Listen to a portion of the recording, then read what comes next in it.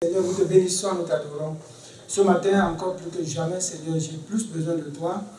Fatigué dans mon être, Seigneur, mais fort dans mon esprit. Je prie, Éternel, que ta parole soit annoncée, ô Éternel, que je diminue et que toi tu croisses. Donne-nous de le saisir, Seigneur, pour pouvoir marcher dans la victoire. Que ton nom soit élevé au nom de Jésus. Amen. Nous allons parcourir quelques versets bibliques. On a parlé du diable et c'est effectivement ce qu'il aime faire, c'est nous distraire. Il veut nous distraire, il veut nous faire croire que tout va bien. Nous sommes toujours dans l'année de prière et la prière, c'est le thème central, mais comme sous-thème, pourquoi la prière ne fonctionne-t-elle pas toujours? On va bien sûr se rendre compte qu'il y a des domaines dans lesquels nous ne sommes pas vainqueurs. Et pourtant, nous devons marcher dans la pleine puissance de Dieu. Donc ce matin, est-il possible de marcher constamment dans la victoire? Ça, c'est la question que je pose comme sujet. Oui, c'est vrai qu'on peut marcher toujours dans la victoire. Mais pour être et marcher toujours dans la victoire, on va constater qu'il y a un géant à abattre. Je commence maintenant une série que j'appelle « Le secret de la marche victorieuse en Christ ». Le secret de la marche victorieuse en Christ. Quelqu'un veut-il marcher dans la victoire en Christ? Amen. Est-ce que quelqu'un veut marcher dans la victoire en Christ?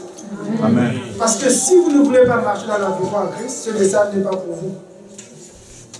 Mais si nous voulons marcher dans la toute-puissance de Christ, ça nécessite qu'on écoute ceci avec beaucoup d'attention.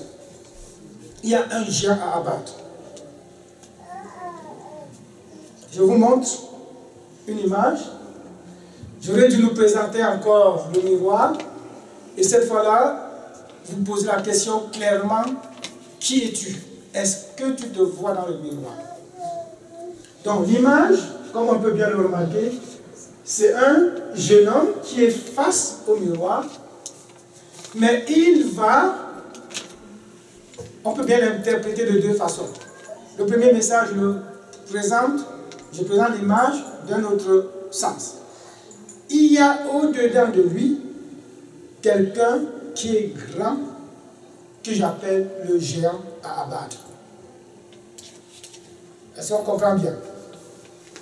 C'est-à-dire que il faut un miroir pour que je sache. S'il n'y avait pas de miroir, personne de vous ne pourrait savoir que ses dents sont blanches. N'est-ce pas? On est d'accord? On est pratiquement d'accord. Il faut un miroir pour que je sache que mes dents sont blanches. Il faut un miroir spirituel pour que je vois le géant qui est caché en moi. Et ce géant, c'est un géant destructeur. Connais-tu le géant qui est au-dedans de toi? Connais-tu le géant qui est au-dedans de toi? Ce géant-là, aujourd'hui c'est notre premier épisode. Le titre c'est « Abattre le géant de l'orgueil ». Il y a un géant en nous qui se cache. Il faut un miroir pour que je puisse le voir. Et il s'appelle l'orgueil. Et il faut l'affronter. C'est un géant qu'il faut affronter. Car il est sur moi. Il n'aime pas se faire voir. C'est une forteresse qui se cache au-dedans de plusieurs chrétiens qui pensent même qu'ils ne sont pas orgueilleux. Et si nous voulons marcher dans la pleine victoire, il nous faut absolument, et je dis bien absolument, abattre ce géant. Je sais que je ne serai pas votre ami à la fin de cette prédication, parce que vous allez dire, mais non, c'est pas vrai, vous allez refuser beaucoup, mais refusez-moi, ne refusez pas la parole. Amen. Amen. Ça va nous faire mal, parce que ça nous fait aussi mal de temps en temps, quand Dieu me rappelle, oh, à ce niveau tu es orgueilleux, à ce niveau tu es ceci, dit, mais non, c'est pas vrai. Je peux refuser autant que je veux, l'esprit va me le dire, tu es orgueilleux, jusqu'à ce que je la batte. Et c'est un géant qui se dissimule dans nos attitudes et nos comportements. Je dois beaucoup défiler parce qu'il faut sauter pour qu'on gagne un peu en temps. Le miroir de la parole de Dieu va nous refléter qui nous sommes au-dedans de nous. Nous savons bien sûr notre esprit est sain, complètement parfait, mais au-dedans de notre âme, c'est là où l'orgueil se cache. Il faut l'abattre. Il faut l'abattre. Parfois, on va essayer de le cacher, non seulement aux hommes, même à Dieu. On va faire des prières du genre, Seigneur, tu connais mon cœur, tu sais que je suis comme ça, tu passes dessus. Tu ne veux pas l'affronter.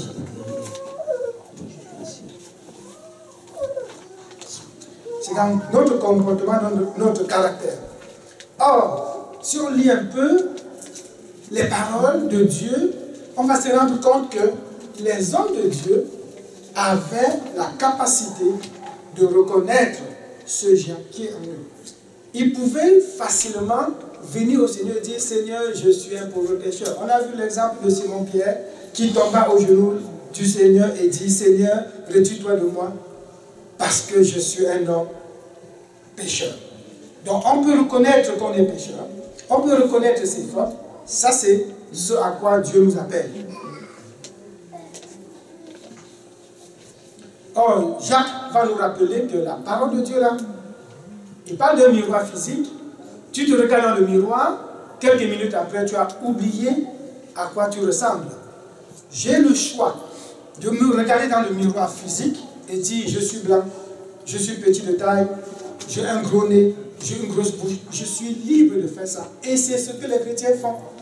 C'est-à-dire ils se regardent dans le miroir de la parole de Dieu, mais ils ne veulent pas reconnaître en eux ce géant qui est l'orgueil. Plusieurs hommes de Dieu l'ont reconnu. On a vu David qui dit, je suis que mon cœur est abattu. On a vu, même Daniel à un moment donné, mon cœur est abattu au-dedans de moi. On connaît plusieurs, donc ils reconnaissent qu'au-dedans d'eux, il y a un problème. Mais aujourd'hui, beaucoup de chrétiens ne vont pas accepter qu'au-dedans d'eux, il y a un problème. Mais nous qui avons rencontré Jésus, comme la femme samaritaine, dans Jean 4, au verset 29, nous devons accepter ce que le Seigneur nous dit. Donc quand Jésus nous parle, quand le Saint-Esprit te révèle une chose, il faut croire que c'est vrai, il faut reconnaître et abattre ce géant qui veut toujours se cacher. La femme samaritaine pouvait aller dire, venez voir celui, un homme qui m'a dit tout ce que j'ai fait. Tu peux tout cacher, mais quand tu rencontres Jésus là, il va tout te dire. Et beaucoup vont même aller jusqu'à fuir la présence de Dieu. Pourquoi? Parce qu'ils ne veulent pas découvrir ce géant. Et ça fait mal. Je vous le dis honnêtement, ça fait mal. Quand Dieu commence à dire ça c'est l'orgueil, ça fait mal. On va observer cela en ce que beaucoup de chrétiens n'arrivent pas aujourd'hui à pardonner. Pourquoi? L'orgueil. Pourquoi je devrais pardonner? Pourquoi? Pourquoi? Proverbe 3, 33 nous dit ceci, la malédiction de l'Éternel est dans la maison du méchant, mais il bénit la demeure des justes. Il se moque des moqueurs, mais il fait grâce aux humbles. L'humilité ici, c'est vraiment le contraire de l'orgueil. Donc, Dieu se moque des orgueilleux, mais il fait grâce aux humbles. Donc, il y a un miroir dans lequel je peux voir l'orgueil, la parole de Dieu. Mais qu'est-ce que je fais quand je vois? J'ai le choix de dire non, c'est pas vrai, et je refuse ou je l'accepte. Voilà ce que Pierre va nous conseiller. Je dis encore, il y a un géant à abattre. N'oublions pas ça, ça va nous suivre jusqu'à la fin. 1 Pierre 5 au verset 5, de même, vous qui êtes jeunes, soyez soumis aux anciens. Qui veut se soumettre aujourd'hui? Personne. Pourquoi devrais-je me soumettre? Et tous, dans vos rapports mutuels, revêtez-vous de l'humilité. Alors, Pierre conseille que les chrétiens se revêtent de l'humilité. Car Dieu résiste aux orgueilleux, mais il fait grâce aux humbles. Le Saint-Esprit ne nous rappelle-t-il pas toutes choses, y compris les forteresses cachées au-dedans de nous? Ce n'est que évident que la réponse est oui. Mais lorsqu'il a révélé, qu'est-ce que nous faisons? Il y a quelques signes de l'orgueil. Quand tu marches avec quelqu'un qui a toujours raison, sois sûr qu'en lui, il y a l'orgueil. Quelqu'un qui ne veut pas écouter, en lui, il y a l'orgueil. On peut l'accepter ou refuser. C'est ce que le miroir de Dieu va nous faire savoir. Quelqu'un qui ne se reproche jamais rien. Tu vas discuter avec lui 100 fois, il va te démontrer 100 sur 100 qu'il ne s'est jamais trompé. Il y a un problème. Et à l'église, certains sont vraiment excités par la parole, ils sont excités, mais ils ne changent jamais rien. On a vu le peuple d'Israël, c'est la même chose. La Bible dit, un peuple au courant, ils ne veulent pas changer, ils ne veulent pas regarder dans le miroir et se dire, oui, je suis effectivement ceci et cela, il faut changer. Pharaon est l'exemple le plus crucial, l'orgueil qui l'a empêché même d'accepter le Seigneur. Il refuse complètement. Il va supplier, il va dire à Moïse, oui, il y a un problème, prie ton Dieu. Quand Moïse va prier, ça va réussir, il va dire, ok, c'est un problème réglé. Je passe au deuxième, il n'accepte jamais l'orgueil. Ceux qui refusent Jésus, là, c'est l'orgueil. Ils se disent, ils sont maîtres d'eux-mêmes. Ils connaissent suffisamment pour se sauver. Parmi les chrétiens, il y en a qui refusent de changer. Pourquoi? Parce qu'en eux, c'est l'orgueil. Mais qui va le lui rappeler? Un message comme ça? Non. Le message t'amène seulement à dire, Seigneur, à quel moment et où est-ce que je dois regarder et voir l'orgueil en moi pour travailler là-dessus. Plein de chrétiens aujourd'hui. On va voir avec Naaman. On connaît l'histoire de Naaman, le général, le peu, c'est dans 2 mois. Naaman, il est chef de l'armée du roi de Syrie, jouissait de la faveur de son maître et d'une grande considération, car c'était par lui que l'Éternel avait délivré les Syriens. Mais cet homme fort et vaillant était lépreux. Comme vous le voyez, effectivement, son statut social, c'est un général. Il a des grades. Dans la société, nous aussi, nous avons des grades. Nous avons des diplômes, nous avons de l'argent, nous avons ces choses-là. Ça peut monter et enfler en nous. Finalement, on peut agir comme ce général qui refuse d'entrer dans l'eau pour se laver et guérir. Pourquoi? Parce que, on dit bien, Dieu l'avait utilisé. Oh, quand Dieu t'utilise, qu'est-ce qu'il y a au-dedans de ton cœur? Qu'est-ce qu'il y a au-dedans de toi? Tu parles à un païen, il accepte Jésus comme Seigneur et Sauveur. Ha ha ha, tu commences maintenant, ça enfle, je suis devenu ceci, je suis devenu... C'est l'orgueil. Et c'est au-dedans de nous. C'est profond. Il faut un miroir de l'esprit pour le révéler en nous. Tu commences à avoir des choses, Dieu te bénit, tu commences à marcher un peu. Bon, je ne confonds pas orgueil et vantardise. Ok, ne confondons pas. L'orgueil, c'est pratiquement au-dedans de nous. Et c'est caché. Il est vraiment caché. Parfois, il peut se manifester de manière physique, mais ça commence au-dedans de nous. Naaman avait la faveur de son maître. Quelqu'un qui a la faveur du maître, mon Dieu. Il avait tout pour dire, je m'attendais que toi tu viennes vers moi. Et tu n'es qu'un petit prophète. Je suis le général par qui Dieu est passé pour sauver la Syrie. Il avait une grande considération. Un homme vaillant. Mais il était lépreux. Je dis, il avait même une chose extérieure à lui qui pouvait l'amener même à être un peu humble. Mais non, pas du tout. Pas du tout. La Bible nous démontre ici que Naaman devait être même un peu humilié. Demander à un général d'entrer dans l'eau du Jourdain, sale eau, se laver 7 fois en public, c'était de l'humiliation. À quel moment tu te dis on veut m'humilier? On demande à moi de faire ça? Moi, faire ça? Non, c'est l'orgueil qui est au-dedans de nous. C'est l'orgueil qui est caché en nous. Et c'est un géant à abattre. L'orgueil peut nous faire perdre même la vie. Nul n'était les jeunes enfants, ces enfants et autres qui l'ont dit non. Papa, si on t'avait demandé des choses compliquées, qu'est-ce que tu aurais fait? Au moins, va te laver. Nul n'était ces enfants, Naaman serait mort lépreux. Pourquoi? L'orgueil. L'orgueil. Allô? On va changer de...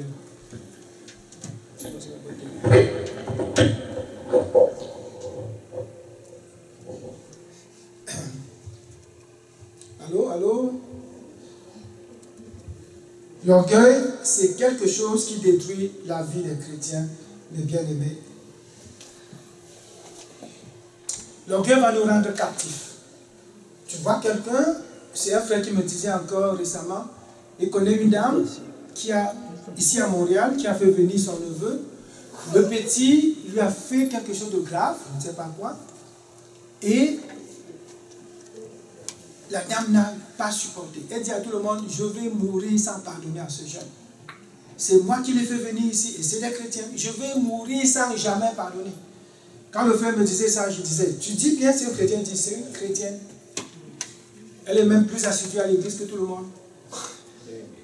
Ben oui, je vais mourir sans jamais pardonner ce petit. C'est moi qui l'ai fait venir. Regardez, c'est moi qui l'ai fait venir. Tu ne peux pas dire c'est Dieu qui l'a fait venir passant par moi. Donc l'orgueil, c'est cette manière de se voir toujours en haut et les autres en bas. On va voir tantôt que l'orgueil se manifeste aussi dans la comparaison. On essaie toujours de comparer. Et quoi, nos forces se comparent aux faiblesses des autres. Et l'orgueil, c'est un géant à battre. On va détruire cet orgueil-là en nous. Qu'on puisse marcher dans la puissance, dans la victoire, parce que l'orgueil, on l'a détecté. Quand on le détecte, on l'abat. Il y a quelques manifestations de l'orgueil. Et même à l'église, ça se voit. Un frère perdait son boulot pendant presque 2 mois. Personne ne le savait à l'église si ce n'est pas une personne. Il ne dit à personne pourquoi. Il fait semblant.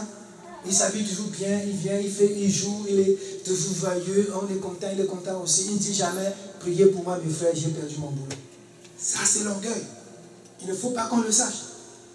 On dit, nous sommes des frères, nous prions ensemble, mais ton problème, tu caches, tu gardes. Personne ne va savoir mon problème. Ça, c'est l'orgueil. Oui, c'est vrai, on va dire, oh, à l'église, si tu dis, il y a des chrétiens non matures, ils vont prendre ça, ils vont mal me voir, ils vont aller raconter. Oui, c'est possible. Mais tu as manqué quelqu'un de confiance, 2 personnes, 3 personnes, à qui te confier pour qu'on prie pour toi? Non, c'est l'orgueil. Et j'ai souvent entendu des gens qui disent, et ça me choque quand j'entends ça, une photo qu'on veut envoyer vers l'Afrique, ça veut être une photo belle, bien prise. Pourquoi? Parce que hey, je suis au Canada, il ne faut pas qu'on voit là-bas comme si j'étais pauvre. Ça c'est l'orgueil. C'est l'orgueil. Tu veux donner 20 $ même à ta nièce au Cameroun, parfois dans les familles c'est la discussion, non tu ne peux pas, 20 $ c'est rien, c'est rien. Ils vont dire quoi? Ils vont dire quoi? 20 $ c'est rien, donnons 100 $. Au-dedans de toi, tu te dis, si je donne 20 $, on va dire, et surtout au Cameroun, là, ils n'ont pas tort, ceux qui pensent comme ça. Ok, je ne critique pas, je dis, c'est l'orgueil. Parce que moi-même, j'ai voulu offrir un téléphone au Cameroun à ma belle-sœur ici. Elle a regardé comme ça, elle me dit, non, personne ne le prendra ça au Cameroun. Je dis, quoi? Il dit, ce téléphone, tu peux le garder. Personne ne le prendra au Cameroun. Je ne critique pas, mais je dis, au-dedans de nous, c'est l'orgueil. Il faut aller chercher pour le comprendre. On dit sur Facebook, on va mettre les photos, c'est les photos de la famille. C'est toujours la photo qui est bien prise, avec une partie de la maison qui est très belle. Pourquoi? L'orgueil. On ne veut pas qu'au-delà du Canada, on sache que tu vis dans une petite maison, une maison moins belle. C'est l'orgueil qui est en nous.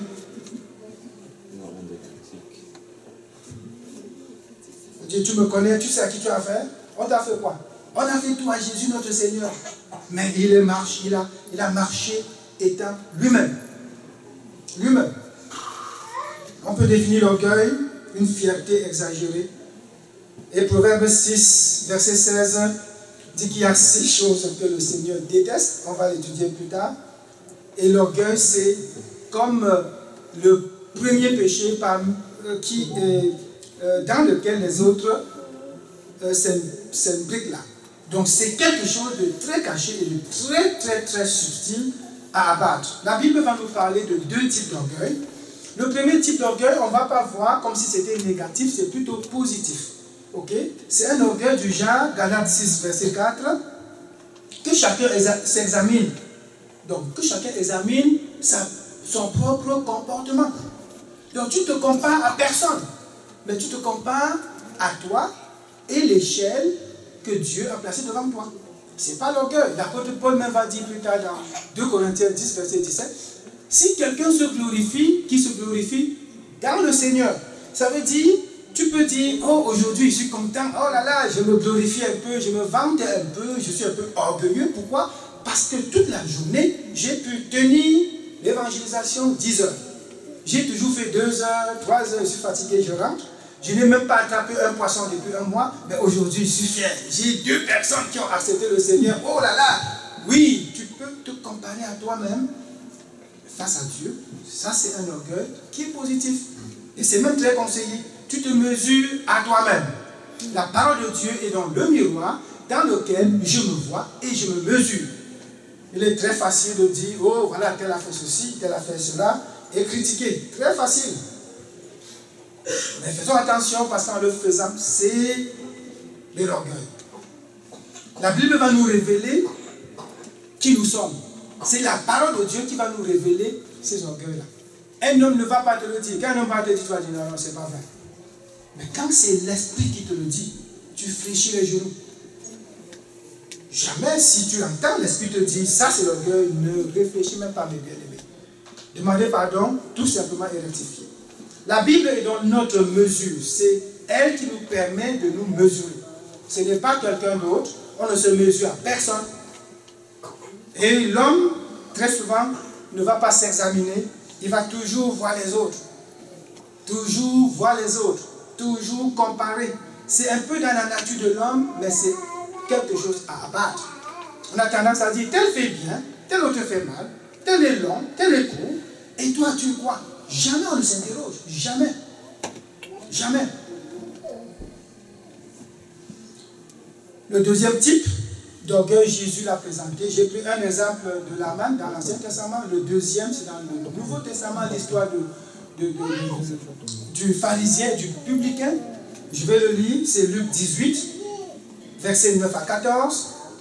Il dit encore cette parabole en vue de certaines personnes se persuadant qu'elles étaient justes. Vous voyez, c'est des personnes qui se persuadent, donc qui se convainquent d'être justes. Et ne faisant aucun cas des autres. Moi, je suis juste. Nous sommes justes.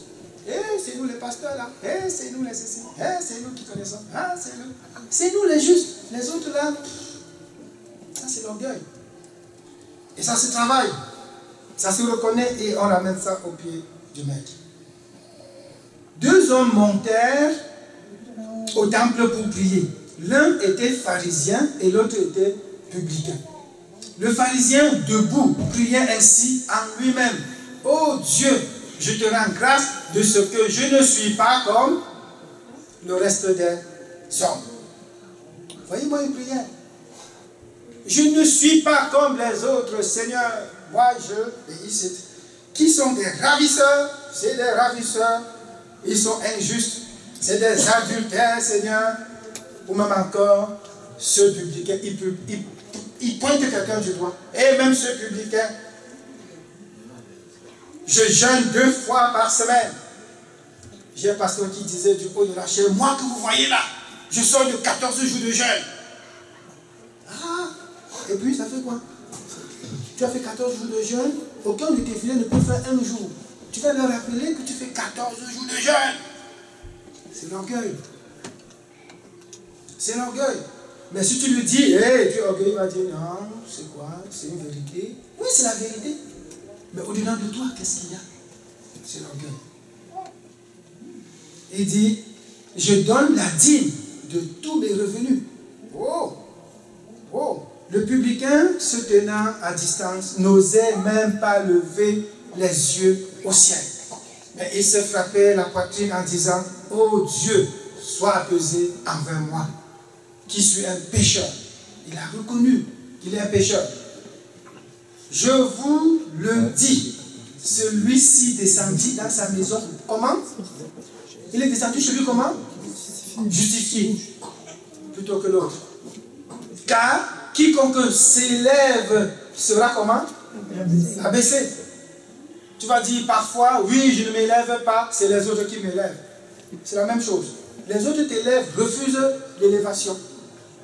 Refusent. Et celui qui s'abaisse sera élevé. Par qui? Par le Seigneur. J'ai envie d'être élevé par le Seigneur, mes bien-aimés. Vous savez, il est très facile de tomber dans l'orgueil quand les hommes commencent à t'apprécier. C'est très facile, je vous dis là honnêtement, c'est facile. Alors si au-dedans de toi, tu ne luttes pas pour dire je refuse, tu vas te rendre compte finalement que tu es orgueilleux. Et quand les gens vont voir ça en toi, tu vas dire mais non, c'est pas vrai, je ne suis pas orgueilleux. Christ conclut la parabole par ces mots. Je vous l'assure, c'est ce dernier et non pas l'autre qui est rentré chez lui, déclaré juste par Dieu. Car celui qui s'élève sera abaissé, celui qui s'abaisse sera élevé. En se mesurant au collecteur d'impôts, le chef religieux s'élevait au détriment d'un autre, car il se comparait à un homme faible et non pas à Dieu qui est fort. Donc, une des méthodes pour éviter l'orgueil, c'est toujours regarder, Seigneur, tu m'as dit de faire quoi? Je veux me comparer à ce que tu m'as dit de faire. Et j'ai aimé ça parce que Jésus est l'exemple parfait. Il marchait sur la terre en tant que Dieu, il écoutait toujours ce que le Père dit et il fait ce que le Père dit. Il guérissait, il dit, ne dites même pas que je guéris. Il fait des miracles, il s'enfuit. On veut l'écouter, il bat, il fuit, il ne veut pas. Mais il était honnête, il était vrai. Quand est venu le temps de se jeter par terre 3 fois pour pleurer, Père, si cela était possible, que cette coupe se donne de moi, il l'a fait. On verra tout à l'heure ce que l'orgueil n'est pas. Donc on va se comparer toujours à la faiblesse de l'autre.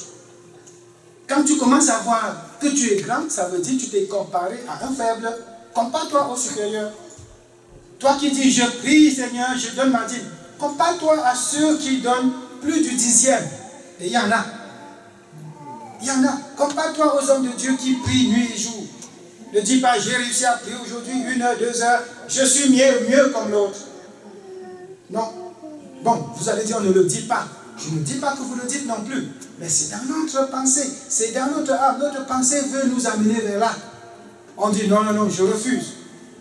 Et là, on va marcher dans la puissance de Dieu. Il faut l'affronter, ce géant. Il doit être affronté. Si on ne l'affronte pas, il va nous détruire à petit feu. Observez un peu votre attitude et votre comportement face aux enfants. Et c'est quand nous enseignons là-dessus à l'école biblique que j'ai compris moi-même. Tu arrives quelque part, tu salues les grandes personnes, et les enfants sont là, et on te regarde, tu passes, tu continues. Pourquoi? Parce que tu te dis grand. Pourquoi il doit le saluer? Pourquoi il doit le saluer? Tu te dis grand. Mais non. C'est un enfant de Dieu comme toi. Seulement, il n'est pas encore physiquement mature. Comme il y a aussi des enfants de Dieu spirituellement faibles. Les célibataires dans nos églises aujourd'hui, ils sont parfois très mal vus. Pourquoi? L'orgueil. Tu te dis, je suis marié, j'ai des enfants. Lui, je vais faire quoi avec lui?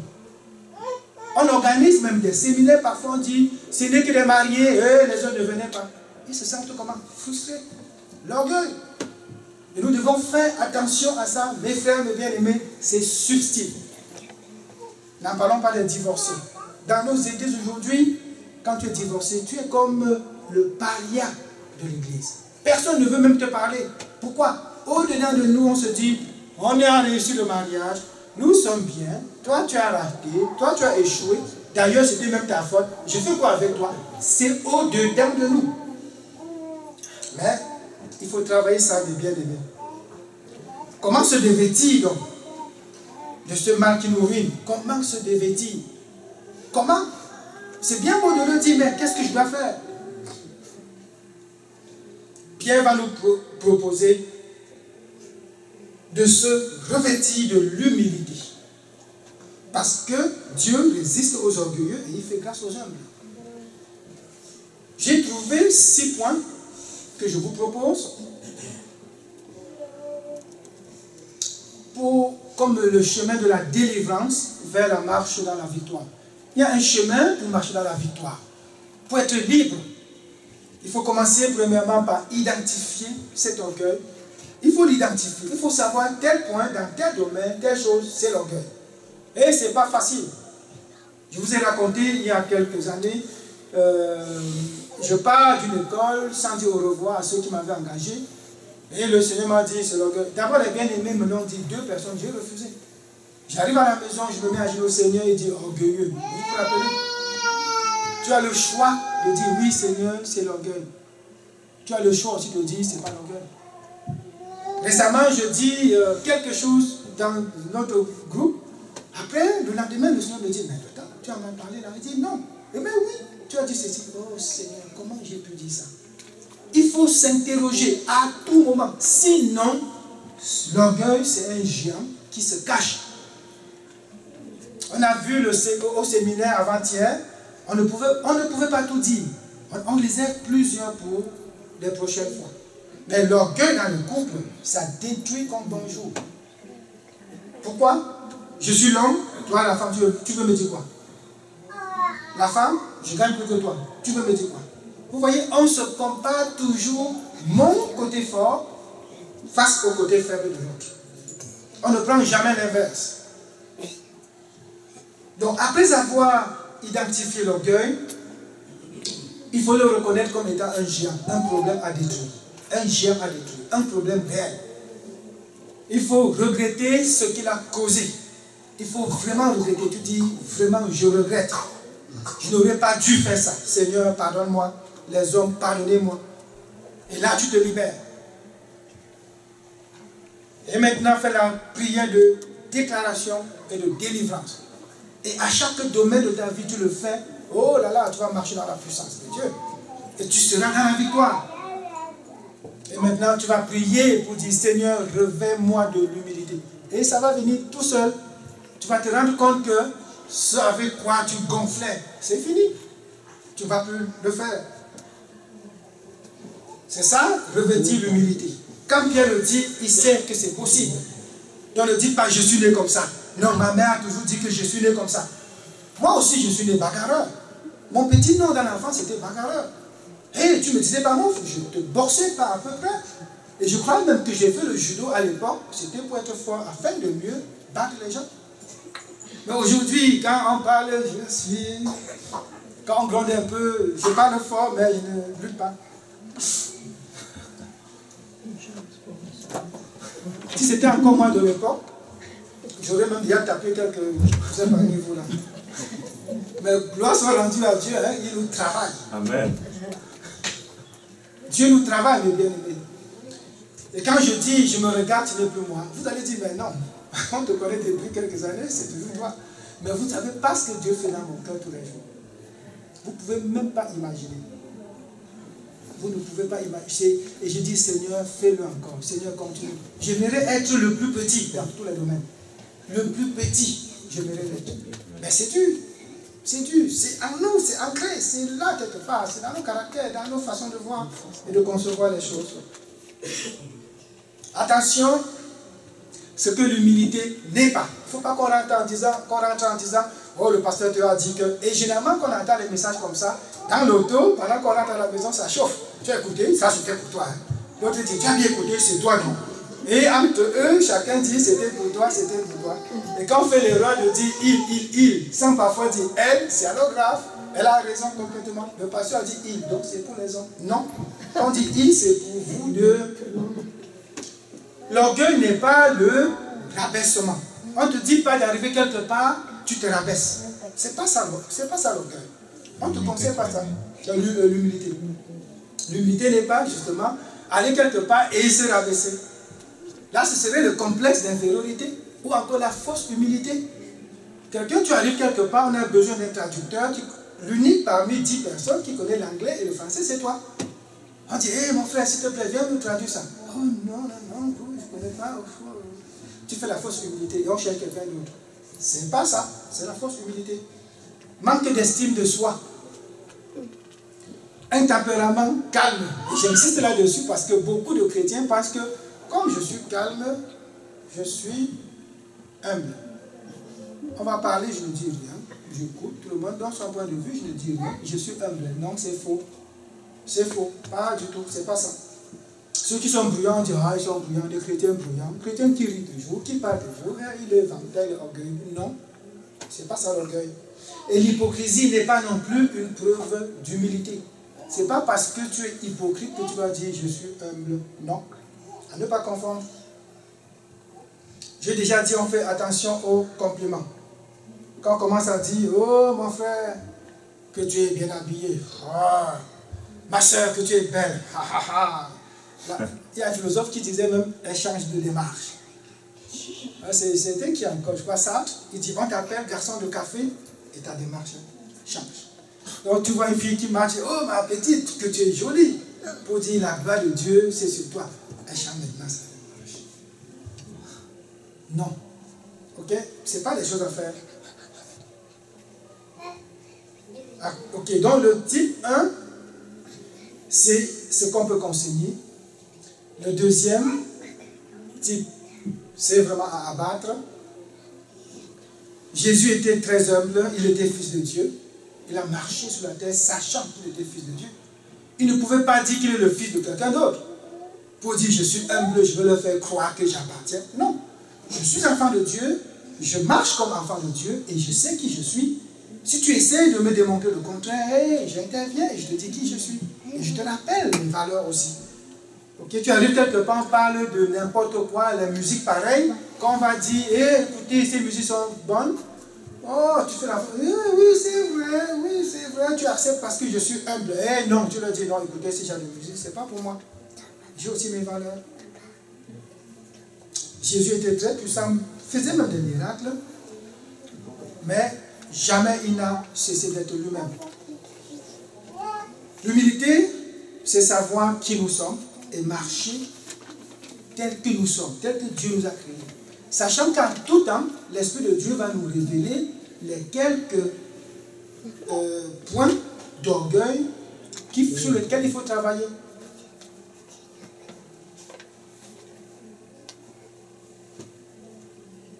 Est-ce que Daniel, je parle de notre bien-aimé Daniel, était orgueilleux lorsqu'il a dit au roi, oh, s'il te plaît mon roi, je ne mangerai pas ton mets? Non. Non, ce n'est pas l'orgueil ça. Il est sûr de lui. Il sait que jetez-moi à la fosse au lion, ce n'est pas grave. Mon Dieu va intervenir. Et c'est l'orgueil? Non. Non.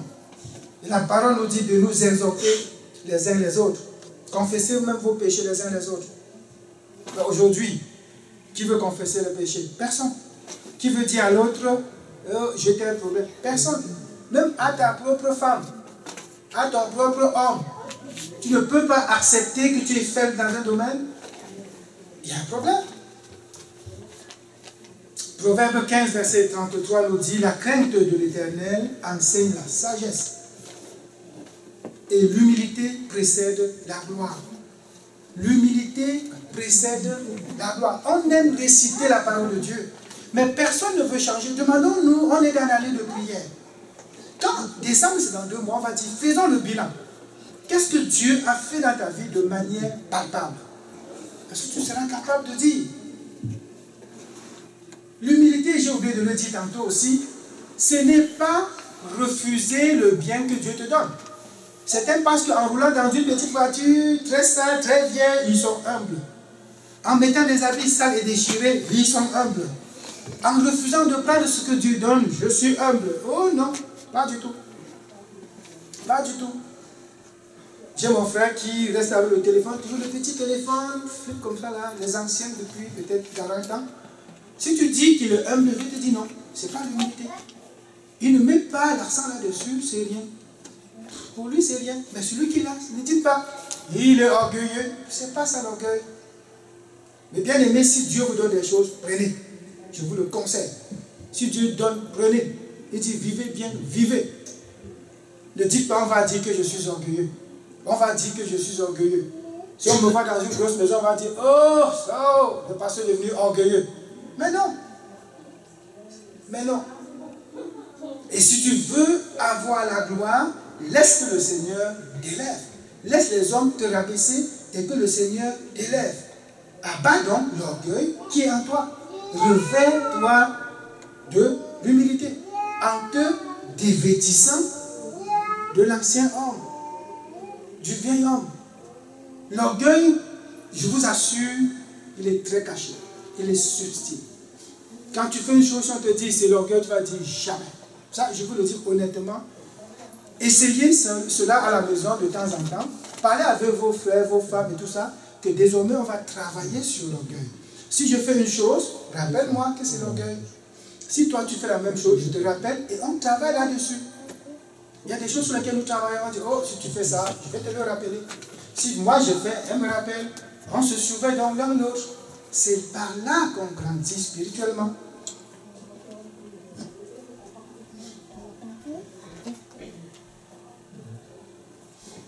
Est-ce qu'on est content d'un message comme ça? Amen. Parce que ça nous permet, s'il vous plaît, d'aller chercher la gloire de Dieu. Ça permet que ce soit le Seigneur lui-même qui nous élève. Parce que si tu t'élèves toi-même, il a dit quoi? Il va te rabaisser. Que le Seigneur dirige vos cœurs vers l'amour de Dieu et vers la patience de Christ. Ça, c'est 2 Thessaloniciens. Seigneur, nous te remercions, nous te bénissons. Nous voulons te dire encore merci, Seigneur, parce que tu veux marcher avec nous et tu ne veux pas, Seigneur, partager ta gloire avec qui que ce soit.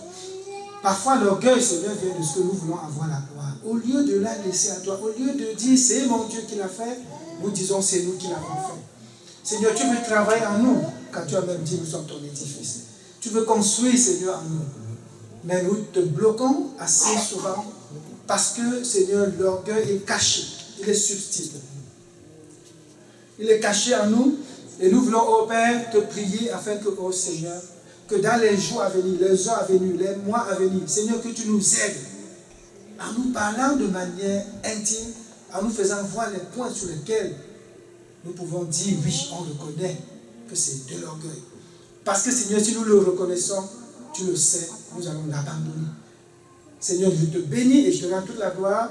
Que cette semence, Seigneur, trouve un cœur réceptif, un cœur fait pour recevoir ta parole. Que ton nom soit élevé au nom de Jésus. Amen. Soyez bénis. Amen. On a fini à midi 00.